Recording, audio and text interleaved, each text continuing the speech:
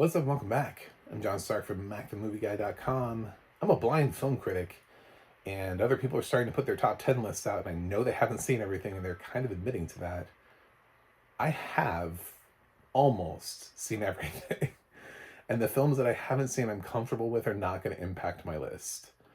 As much as I could say I haven't seen Avatar, but based on the trajectory of the franchise, I don't think Avatar is going to skyrocket into the top echelon of my list anyway. So, but I was wondering, yes, I've seen Marty Supreme and Teston and Van Lee and Song Song Blue. I've seen Dead Man's Wire and Pelion and all those other films. I've seen everything that you could possibly can see. I've seen over 500 films this year, so the fact that I haven't seen Avatar is not going to stop me. I don't really care about that film, and I'm not going to go and sit in the theaters for 4 hours with, including trailers and everything, to see a film. Avatar. I know it's cool for you sighted guys. I don't need to do that. But I would like to talk about the most underrated films of the year before I do top lists and anything else, because everybody else is doing these are the best of the year lists. And I want to highlight some smaller films that you may or may not have seen that are going to fall through the cracks. Maybe before you make your own top 10 list, these are some films that you could check out. I wanted to make a top 10 list, but when you've seen over 500, it gets really hard to start whittling that down at a certain point. And I couldn't really cut to 10. So think of this as what everybody else does with like 10 with honorable mentions.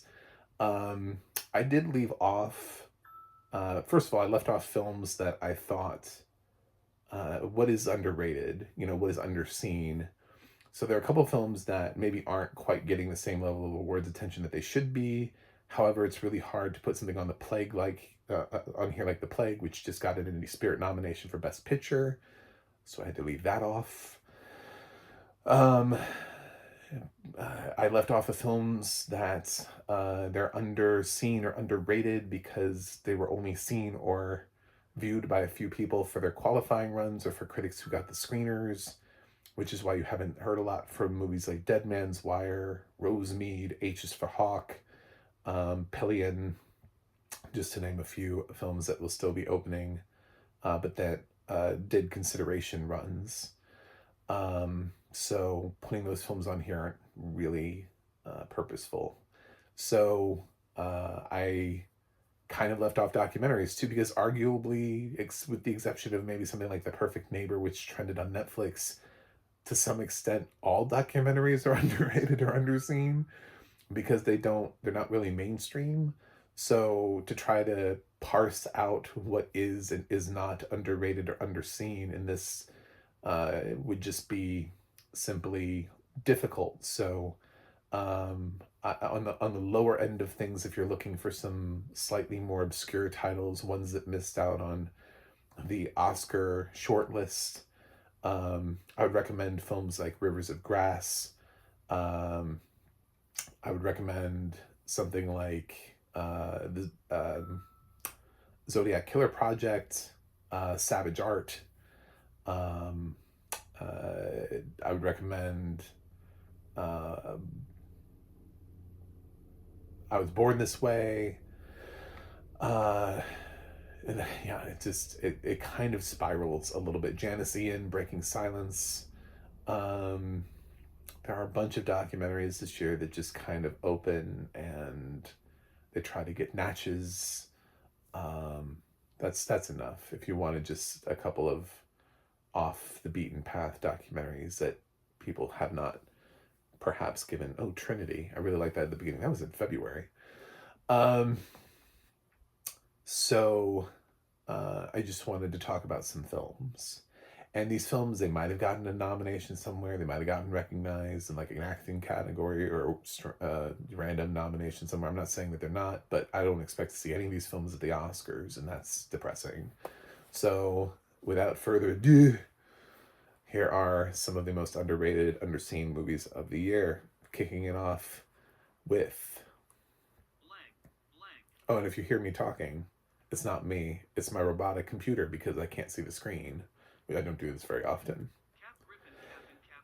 Griffin in Summer, which is a nice little coming of age LGBTQ comedy about a kid who's really obsessed with theater. Just if you've ever been a theater kid before, you've never been a theater kid like Griffin has. Griffin takes it to the next level, and he also sparks maybe a little bit of a summer romance question mark. You're gonna have to find out for yourself. Sadly, this film does not have audio description, which is going to be sort of a recurring theme, although I do have films on here that do have audio description. Um, this one just flew way under the radar for a lot of people, and you can catch it now on Hulu as of this recording. Salvable. This one is excellent for Toby Kebbell's performance alone. It does also have Shia LaBeouf, which is why I think people avoided it, but they missed out on an excellent Toby Kebbell performance, playing a boxer, trying to get back into the ring. Another film that's kind of like that would also be The Cut, starring Orlando Bloom. I left that off the list. I think Salvable is a slightly better movie, but they're kind of both the same thing. They both feature these excellent performances, except Orlando Bloom has had a much bigger career than Toby Kebbell has, and Toby Kebbell is a little bit more of a character actor, so I'd like to be able to give him the platform here and say, check out Salvable for Toby Kebbell's wonderful, extraordinary performance as a boxer with a past. He's fighting to try to get his family back together and do what he needs to do to get things lined up for that. But as the world just keeps knocking him down. Shia is not in that much of a movie, so if you have a Shia LaBeouf allergy, he's not in that much of a movie. Next one is Bob Trevino Likes It. Salvable does have audio description, by the way. Bob Trevino Likes It does not have audio description that I'm aware of. This one I caught on Hulu, Roadside Attractions, distributed. It has gotten, I think, some notice in terms of awards for being, I believe it's a debut feature. Barbie Ferreira is excellent here, and if you don't know who that is, that's why I'm talking about this movie. She's the lead of the film. She plays a young lady who finds herself with kind of an asshole father, and then she ends up finding another guy with her dad's name on social media and befriends them, and they have this weird relationship. So it co-stars John Leguizamo as the guy that becomes her quasi surrogate father. Like, they know, like, it's not but it's still an interesting dynamic. And he liked her post one day, and that's where the title comes from. Bob Trevino Likes It. And where does the film go from there? I think Barbie's excellent, and she hasn't been given enough recognition this year. She may be on my lists. That was another thing that I used to consider, is whether or not you may hear these titles again on another one of my lists. I'm just kind of trying to single these out right now as you're trying to wrap up your lists for the end of the year, as to maybe a few titles that you should consider watching. Another one is Familiar Touch. This is also a debut feature. It deals a lot with, an older lady who is just starting to get into a memory care facility. She's dealing with dementia or Alzheimer's, and her memory is not always there, but she remembers some things, and things that she remembers well.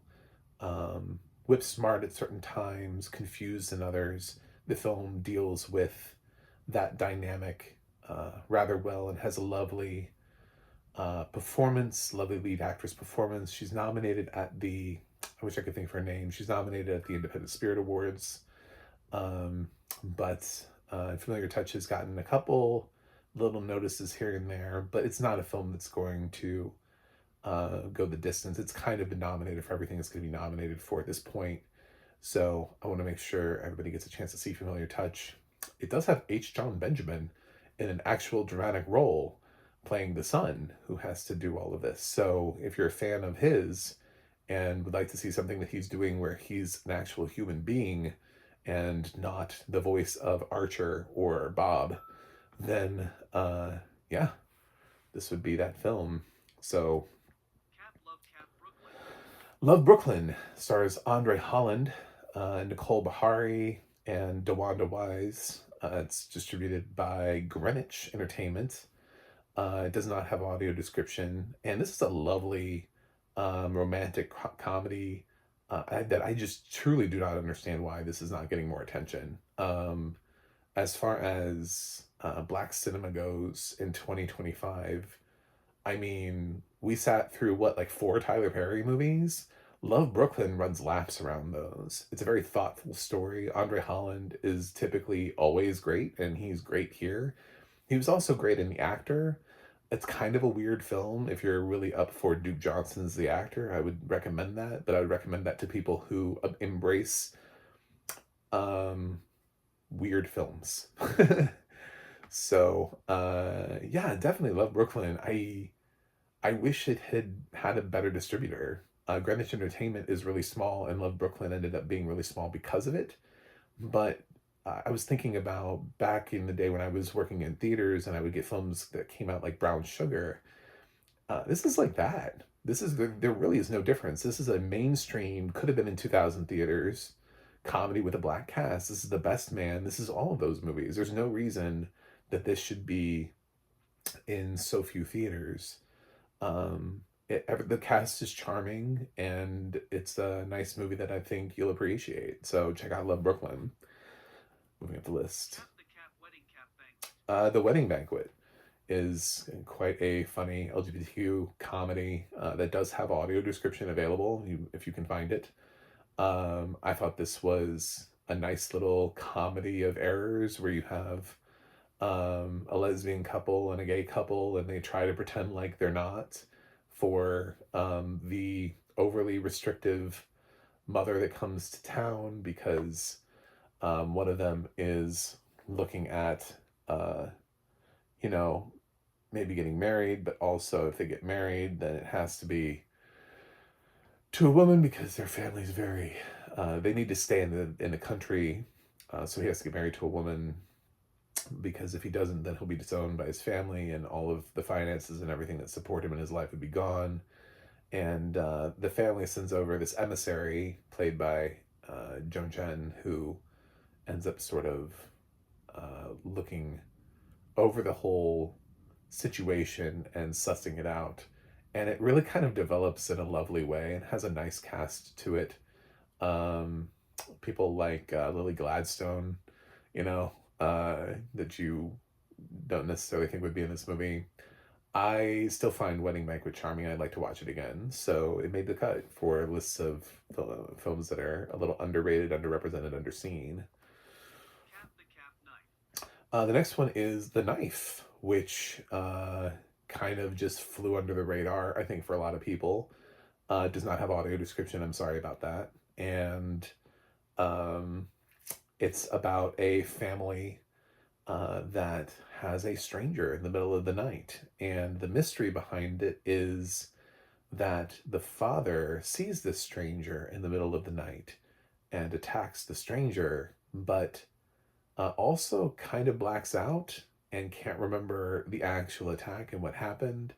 And the details of the situation become kind of blurred, and things get sort of made more difficult when the detective assigned to investigate this is Melissa Leo, who I thought was excellent in this and walks a very fine line between a role that could easily be interpreted as racist or prejudice versus just somebody who's being really effective and efficient at their job and maybe onto something. Because ultimately, where this film goes, you're going to hate it, but it's not necessarily wrong either. But at the same time, damn, it has one of those very just, it's a very twisty, interesting story. Um, the director, it's not a debut. They did a film last year that I actually didn't care for. So, um, it was that She Taught Love. It's the director of that did this, I think. So we moved on to this, and this is way better. So I wanted to encourage it by putting The Knife on this list. I think it's an interesting. I don't want to say it's a thriller. It's more of I don't know. It's like a crime mystery. I mean, you kind of know, but it's also about this family, and there's some interesting dynamics with they have like a daughter who is like really opposed to lying.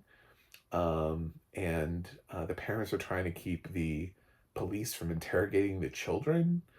So it's very interesting, and I'm still sort of fascinated. I wish it had audio description because I would have bought it and I'd be watching it again and again. But I don't know if this is on a streaming service or anything like that. But if it is, I think you should check it out. Melissa Leo is actually on my short list for supporting actress. I don't know if she'll be in my five, but I definitely have had her as one of the performances that I liked all year long. So next one up is A Little Prayer, which debuted at the 2023 Sundance Film Festival before it vanished into thin air.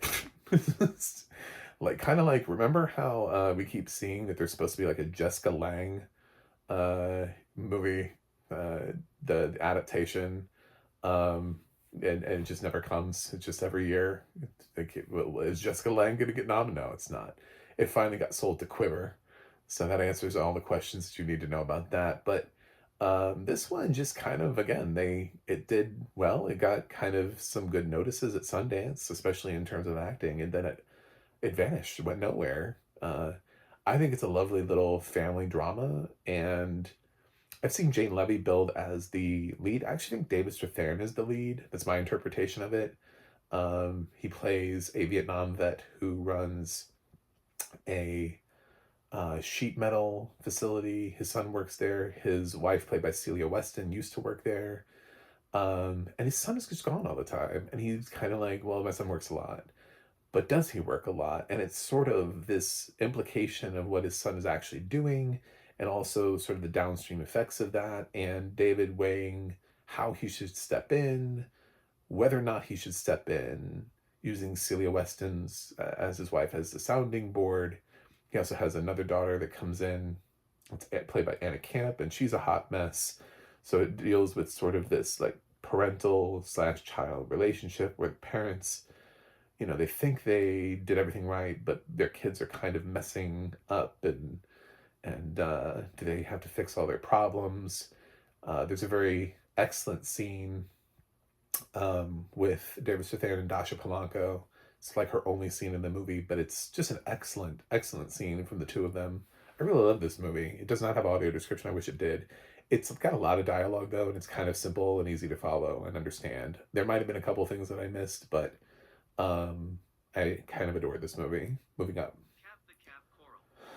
The Coral, which I debated about putting on here because it's Sony Pictures Classics and it's Rafe Fiennes, although it was included as part of their FYC package. Like, I didn't bring up A Private Life because that doesn't open until January.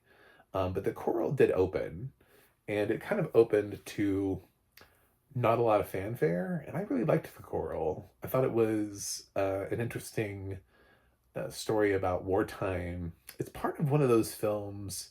It's sort of like Nuremberg, where we say they don't make them like this anymore. They don't make the courtroom dramas like Nuremberg anymore. Unfortunately, Nuremberg did kind of get a wide release, and it did make two Oscar shortlists. So I can't really put Nuremberg and say that it's underrated or underappreciated when it might get an Oscar nomination. The Coral's not going to get an Oscar nomination, so I will put it on here. But it reminded me a lot of some early 2000s movies like Mrs. Henderson Presents and Calendar Girls, which sort of deal with a serious subject matter with a bit of levity. And I think Ray Fiennes is terrific in it. So if you have a chance to see The Coral, I think you should. Moving up the list. Dust Bunny, which opened recently, and I didn't even know it existed until somebody gave me a screener for it. And then I was like, oh my God, Dust Bunny. I think it kind of fell off the radar. It didn't hit the top 10. I've kind of mentioned it to some people. And since I mentioned it to some people, two people have told me thank you because they saw it. And they were like, thank you. That was excellent. So, yeah, I think it's an interesting little horror, quasi horror com. I don't know what it is. Horror action. It I don't know that I think it has audio description. I just didn't get it for my screener. But a lovely little performance from the lead actress whose name I cannot remember right now. but it has Mads Mikkelsen in it playing an assassin who this little girl comes to him and says that she needs him to kill this monster that's under her bed that ate her parents. And he thinks that can't possibly be real. This cannot be real. But he also happens to be a hitman. So as the story progresses, he thinks what happened was that some hitmen came and took out her parents and got the wrong apartment and they were coming for him. So he thinks people are coming for him. Couldn't possibly be that there's actually a monster under her bed, right? You're gonna have to watch the movie to find out. So check out Dust Bunny. I think it's a pleasant surprise and a fun little movie for the end of the year. Moving up the list. Unicorns. This is a really sort of caught me off guard. I kind of heard about this. It was in one of my for your consideration packages. Um, Sort of at first, I had to warm up to the movie because at first I was like, I don't know about this movie. And I was like, is this just going to be like any one of the LGBTQ romances that I've had this year, which were fine. Like Layla was great. And then it really goes to some place different. It doesn't have audio description, but the way that it explores one of the characters here is very interesting. It's one of those films, it's a little like Song Blue, where it's got a third act that just really takes a hard turn and the film has to adapt to it and the characters have to adapt to it. And I think it's a unicorn of a movie. I think the performances here were excellent. It's got Ben Hardy, who played Angel in X-Men Apocalypse. I actually remembered him because I like my X-Men movies. Um, and it's it deals with the idea of masculinity and femininity and gender identity. A rather sort of masculine, straight presenting guy with a kid ends up sort of falling in love with someone who he's not sure is he transgender, non-binary. It's really just a drag queen. It's really just a guy who likes to dress up in drag. And as we sort of explore that relationship and that dynamic, the film also deals with a lot of the hate that's being thrown at that community. And this is a UK movie. This isn't even an American movie. So this doesn't even fit into our current political climate here in America. So this is a British movie. And this guy dating this drag queen and how that evolves. And I think it evolves in a very interesting way. And I think this is a meaningful story that people will enjoy if they give it the time. So, Unicorns made my list. I shouldn't have this on here, but I do.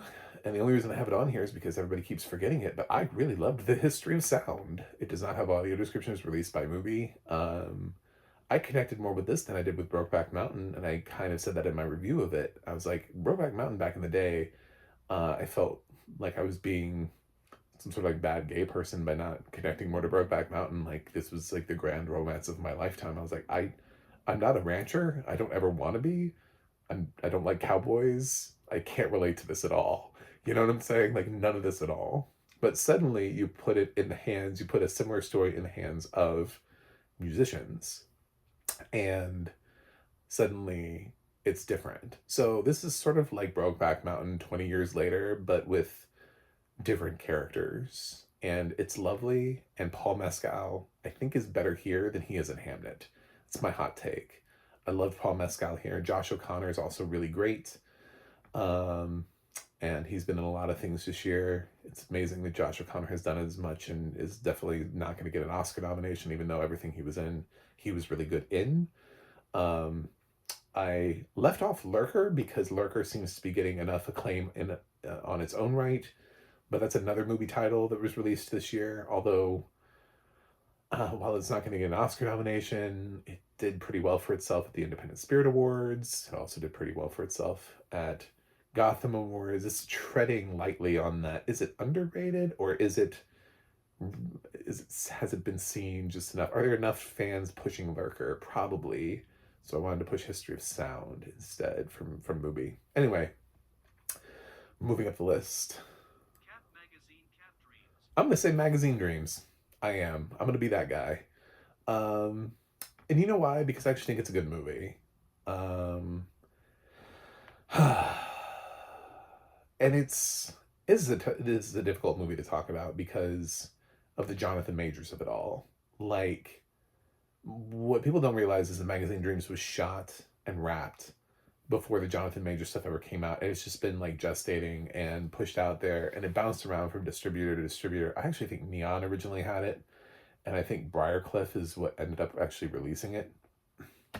So, um, it finally came out, and it came out to very little fanfare. It does have audio description though, um, and it's a very interesting look at mental health crisis. Um, Majors is excellent here, and I think it's okay to say that because somebody had to direct him to excellence. This film is a very difficult study. It reminded me a lot of some of the early Scorsese work, like Taxi Driver and Raging Bull, of somebody who's fighting so hard to achieve something, to achieve normalcy, to achieve greatness in something, sort of like through Raging Bull, but um, may not be okay. And he continues to sort of spiral in this film, and it's a very different performance for Jonathan Majors than I would have expected. But I actually think it's just a well directed movie. And the problem with having actors like Majors in your film is that suddenly nobody wants to talk about them anymore. So the hundreds or thousands of other people who worked on the film, depending on what it is, I'm sure like you're like thousands. I'm like, yeah, thousands, probably thousands of people worked on Avatar. When you break down like the entire VFX teams, I'm sure thousands of people did actually work on Avatar. Probably not Magazine Dreams. I'm gonna guess it's still in the hundreds. But yeah, a lot of people worked on this film. There are other people in the supporting cast. Somebody wrote this. Somebody directed this. Somebody scored it. Somebody edited it. There was cinematography. All these people did all these things, but because it's Jonathan Majors, nobody ever wants to talk about this movie. I would challenge you to watch the movie anyway, and it's okay if you don't want to pat yourself on the pat Jonathan Majors on the back and give him an award or a trophy or anything because you're uncomfortable with that part of it. But still, every time these movies come out and they're already in the can or they're shot, or we have movies and it's like, well, now we can't watch that thing anymore. Um, there are other people who did that, and one artist should not run an entire movie because it's when it's the face of the when it's the face of the movie. That's why we know about it. But like, if you found out that there was a serial killer that worked on the set of your favorite movie, would you stop watching it? If you were like, oh, did you know that the PA that was on The Dark Knight turned out, well, he killed a lot of people, and he was a PA on The Dark Knight, and you'd be like, well, I can't do that. Um, oh, well, I did like Psycho, and then I found out that the guy who did craft services was actually running a child sex trafficking ring. Oh my God, I can't do that either. I mean, nobody does that. So, because we don't know about those people, nobody ever talks about those people. Nobody's ever like, well, the, assistant to whoever on that movie was also doing this thing on the side and really bad. And no, but when it's the star, suddenly that downstream effect affects all of the other hundreds of people who worked on the movie. And I just don't think that's fair. So I'm taking it a second to say, watch Magazine Dreams because I think it's a good movie. Not necessarily for Jonathan Majors, not as a let's forgive Jonathan Majors for everything that he's done, but the fact that the movie was made before his court battle, I think. Anyway, moving up the list. Tornado. I liked this movie. It's very weird. It's different. It's from I will think of his name in a minute. He hadn't directed film since Slow West, which I thought was interesting. That was a really good movie. McClane, John McClane. I knew I'd remember it because it's the same name as, and I was like, I got it. It's about I don't even know how to quantify this movie. Like pirates going after a traveling circus, Asian circus group, and there's treasure. It's so weird and so interesting. Tornado had to be on my list. Um, Originality behind it and everything. Great performances. Tim Roth's in this. So if you haven't seen Tornado, I'd recommend it. It does have audio description. Preparation for the Next Life. This is currently available for Amazon subscribers, although it's the film of theirs that they just kind of buried, and I didn't even get an FYC for this. It's an excellent movie. It does kind of ring true to our current climate because it does feature somebody who has immigrated to America and is at risk of deportation. But this film was obviously made before January of this year, so that this film could have also been released during a Kamala Harris administration. So it's not really indicative or targeting a certain individual, but rather just happens to be timely because it is. But I still think it would be a great movie either way. You have a Chinese immigrant who ends up falling in love with a veteran who has seen way too much and is not okay. He's struggling with PTSD and can't keep up his end of the relationship all the time, and she can't run the risk of being deported. And the balance is quite excellent, and I really love this movie. So check it out. Moving up the list, My Dead Friend Zoe, another PTSD movie for veterans. This film released at the beginning of the year, and I definitely saw some other people react to it, respond to it, and were emotionally moved by it. It's a film that features a veteran, Sonequa Martin Green, who's taking care of her grandfather, Ed Harris. I know that's a leap for you. Believe me, you'll be fine. And both of them are vets, and they fought in different wars and went through different things. And Ed Harris has sort of bottled up all of his PTSD and turned it into sort of like bitter angerness. And Sonequa Martin Green's characters sort of worked through different things, and the two of them are trying to like meet in the middle. And Sonequa also sees her dead friend Zoe the whole movie, played by Natalie Morales. And how that affects her the whole time, and flashing back to, I would say that telling you that is a spoiler, but it's also the title of the movie, so I don't know how else to say that. Once you know her name is Zoe and the movie is called My Dead Friend Zoe, I don't know how you don't know that she's the dead friend Zoe. It's like, is it another Zoe? This film has audio description, but it's deeply affecting, and Sonequa Martin Green here is excellent, and Ed Harris was wonderful as well. So moving up the list,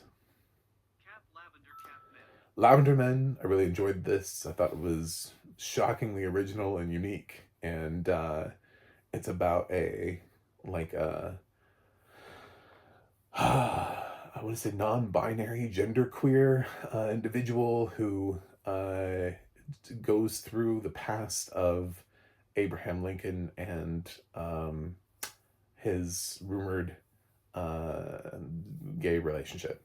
And it is a film that didn't gain much traction. I think is based on a stage play directed by Leva Holder and starring Roger Q. Mason, who is excellent here.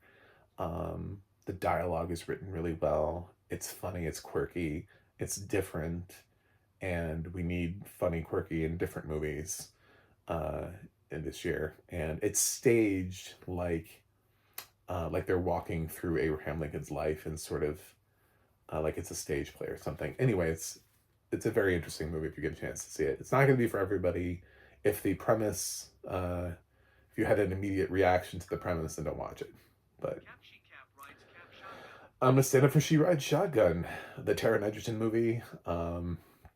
The lead girl here is phenomenal. She's excellent. She's one of the best performances from a child actress this year. But Taron Egerton is also excellent as possibly as a dangerous father. We don't know the ride that it takes you on. Lionsgate put this out in August. It just didn't gain any traction. Nobody saw it. Just kind of released into theaters. It's now on Stars without audio description, so you're gonna have to find the audio description somewhere else. But I really enjoyed She Rides Shotgun. This actually might be my top 25 for the year. So I still think about it a lot. I've seen it twice. Um, and I think it's a great film. Odessa Zion's in this too, for Marty Supreme fans. So she rides shotgun. And at the top of my list is The Baltimoreans.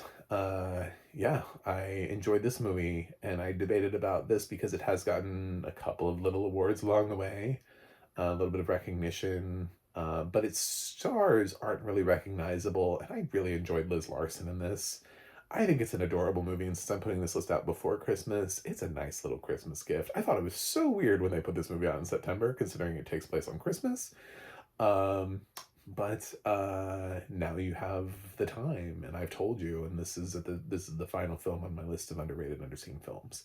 So I hope this film makes your list before you make your list, if that makes any sense. These are just some films, so that way your list doesn't just look like the Oscars Best Picture list, which so many of these top 10 lists are. They're like, coming in at number 10, it was just an accident. Coming in at number 9, Frankenstein. Coming in at number 8, One Battle After Another. Coming in at number 7. It's like, and then they throw in that like one film to let you know they're different. Coming in at number 7, Mickey 17. Ooh, you don't say. And then like the other films are all like, yep, that's gonna be, yep, that's a nominee, that's gonna be nominated. All right. So, my lists aren't like that. That's why I watch everything, is so that my list can be different. Thanks for watching. Thanks for subscribing. And I'll see you guys on the other side.